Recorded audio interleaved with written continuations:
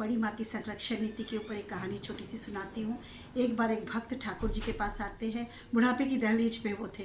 ठाकुर जी से बोले, ठाकुर मेरा पेट बहुत ख़राब है, पेचिस हो गया है और मैं एलोपैथिक, होम्योपैथिक और आयुर्वेदिक सारी दवाई करा दिया, लेकिन मेरा ठीक नहीं हो रहा है। ठाकुर जी बोले, अच्छा तुम्हारा ठीक नहीं हो रहा है? ठाकुर जी बोले, थैकाल खाओ।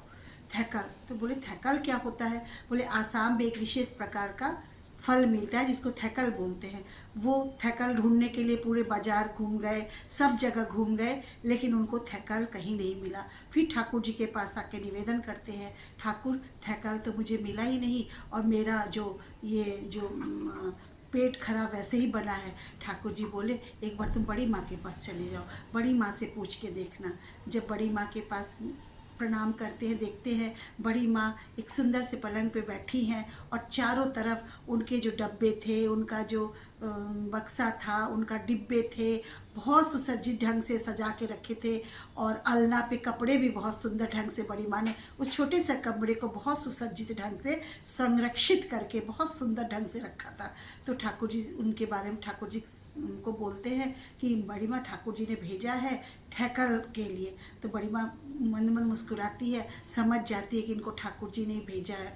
तो वो अमीय माँ जो उनकी सेविका हुआ करती थी, उनको कहते कि दक्षिण की तरफ जरा माँ देखना कि वहाँ पर 2-3 बक्से रखे हैं, वो 2-3 बक्सों में एक बक्सा में देखना कि एक छोटी सी डब्बी होगी नीले रंग की, उसी में थैकल रखा है।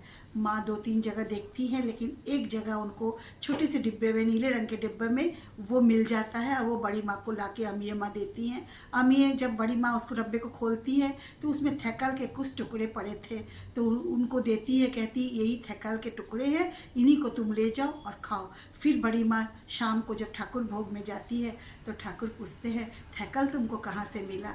तो बड़ी माँ कहती है, आसाम के एक भक्त आए थे, उन्होंने आपको थैकल दिया था और आपने उन थैकल को मेरे पास रखने को भेज दिया था, उसको मैं संरक्षित रखी थी और आज ज़रूरत पड़ा तो मैंने उनको थैकल निकाल के दे दिया। ठाकुर जी को मुस्कुराते हैं, बड़ी माँ की संरक्षण नीति देखकर बहुत खुश होते हैं। इसी तरह हम लोगों को भी ऐसा ही करना चाहिए। सभी को बहुत बहुत जय गुरु।